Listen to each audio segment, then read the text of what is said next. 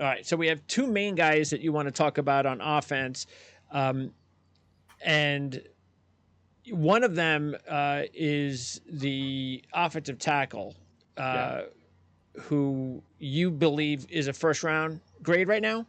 absolutely. I mean, I'll tell you this: I have him closer to Joe Alt and Olu Fushanu than the number 4 and 5 guy in this class. I Okay. think he's right up there with him. The difference here, he plays right tackle. I think that margin between right tackle, left tackle just diminishes year by year with the way that the NFL pass rushers are attacking the quarterback from all angles and how vital and how hard it is to find good offensive linemen. Um, I think he's still a top 10 caliber player. He has the most power and the strongest hands in the class. That is a big deal. Is he a good enough athlete? His athleticism, short shuttles, agility drills that they test at Alabama, and they're always among the top strength and conditioning programs in the country. Those times that he puts out are acceptable for skill position players. I mean, we're talking about a guy that weighs 335 pounds. He's 6'6". He's got a basketball background. And that's not even the nicest part about his game. He is unbelievably strong with his hands. He gets a little sloppy, but I watched him a lot over the summer coming to the year. I said maybe late first rounder because he was sloppy, balanced body control, didn't stay square to the defender. But this year, the losses on tape are so hard to find, and he is a man's man. Teams that really love to pound the football are going to love this guy, and I think he's going to be viewed as a top 15 pick at worst. All right. And again, we're talking about J.C. Latham. Next up is wide receiver Jermaine Burton. The only other, and this is probably surprising a little bit, but the only other offensive Alabama player that we're going to talk about for this year's draft. Burton, you're looking at a middle round guy. Middle round guy, round 3, 4, really another deep. We're going to say this every year now. I mean, this is like the 5th year in a row I'm saying this. It's a really deep wide receiver group. 5 years ago, 6 years ago, I think this guy is one of the top 10 receivers in the draft. But just the volume of quality receiver prospects that are coming out year to year, I'm going to say round 3, 4, 5 right now. But don't take that as I think that he's not a starting caliber receiver. Southern Illinois transfer, 6 foot, 194. He's a big play threat that can line up in the slot and outside. That's a big deal. It's like a Stephon Diggs type skill set. He's number 2 in the entire country, all teams, in average depth of target, meaning they are just sending him downfield, and he makes outstanding plays on the ball. Great body control, great balance, great what I call air coordination. When he leaves his feet to go to get after the ball, he understands spacing between himself and defenders, when to actually lunge for the football. Doesn't let many touch the turf. At his size, he's got 0 drops and he's got a 50% contested catch rate. That's a nice start to a kid that 2 years ago, when he showed up at Alabama, he was the guy that we were saying he might be the next Alabama first round wide receiver. It was Jermaine Burton.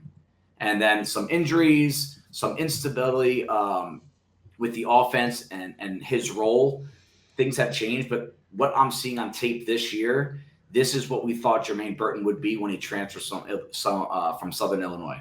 Okay, so and what is there anything that could make him like? What's his ceiling at the next level?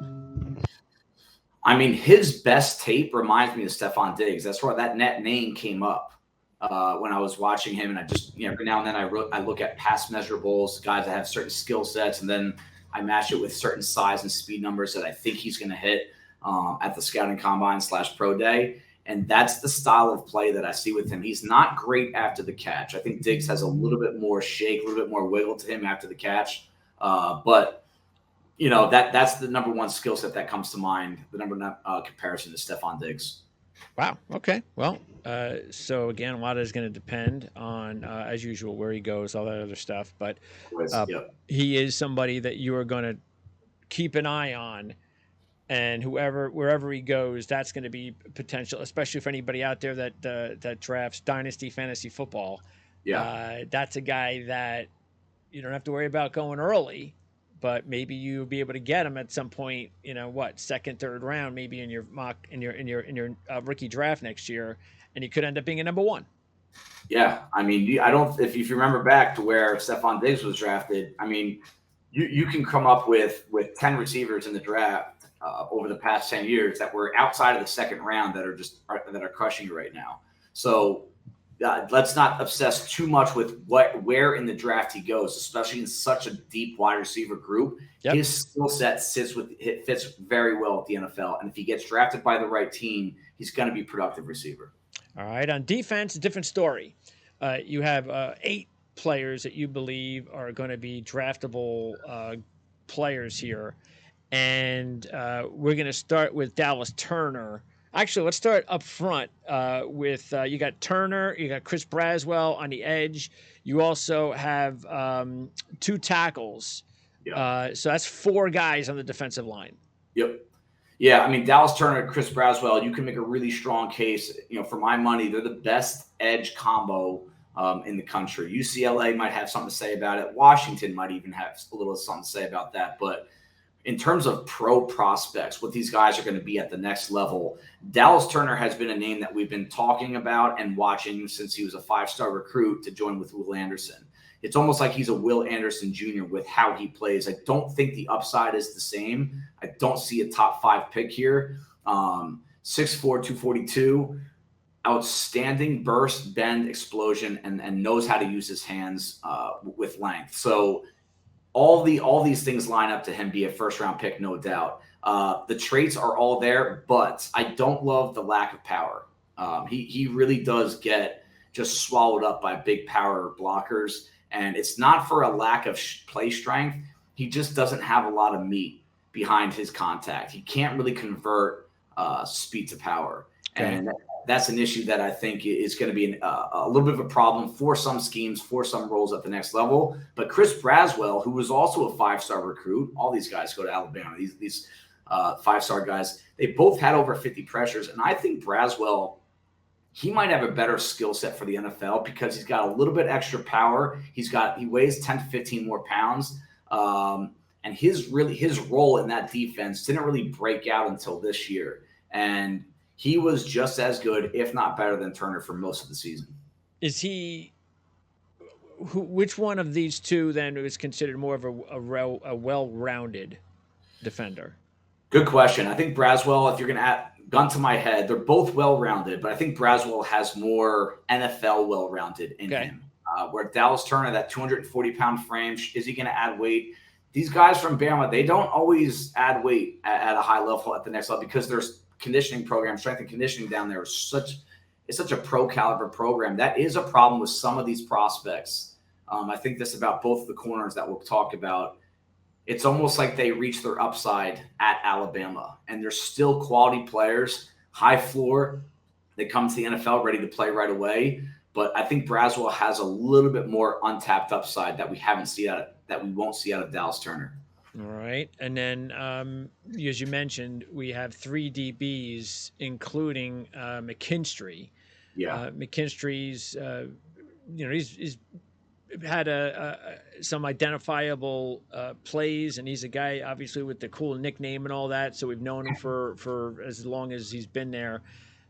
But it does appear that he's finally, because I thought he was a little overrated early on in his career. I think now he's established himself as a player. I think he had the name. Yep. But the play has now finally caught up in my mind to the cool name. Very good marketing strategy by his mother to name him Kool-Aid, because that's a name that you're just never going to forget. You go to Alabama, you're highly sought after recruit at that position, and you're playing and producing early on in your career. I mean, you have to almost screw it up to not be, at least a top 45 pick. He doesn't get a lot of action. Terriana Arnold, the other corner, he got thrown to, I think it was over twice as many times as McKinstry. And you could look at that one of two ways. The way I'm looking at it when I watch the tape, he can blanket guys on all 3 levels of the route tree. He's a very good, easy mover, fluid hips, route anticipation, eye discipline. It's all there. There are questions I have with him in terms of playing the ball in the air. Does he always locate the ball? Can he always keep his hands off receivers down the field? He still has some rawness to him, and that's what I get a little concerned. I mean, Nick Saban, he is the cornerback coach at that program. He rides those guys as hard as anyone. on that team. And he's been there 3 years now, and we're still seeing some of these technique shortcomings. So you could make the case that Arnold is a better pro prospect. He has evolved into a better football player. He has developed at a higher, faster rate than McKinstry. But on my stack, they're right next to each other right now. And I think some of this is going to come down to how well they test out. Arnold might be a little bit of a better football player right now, but I do think McKinstry still has some of that untapped upside. All right, McKinstry, so he is your number 1 corner overall? You're right, yep. And then Arnold's number 2/3, and I have T. Wiggins number 2, 3. Him and Arnold have the same grade right now.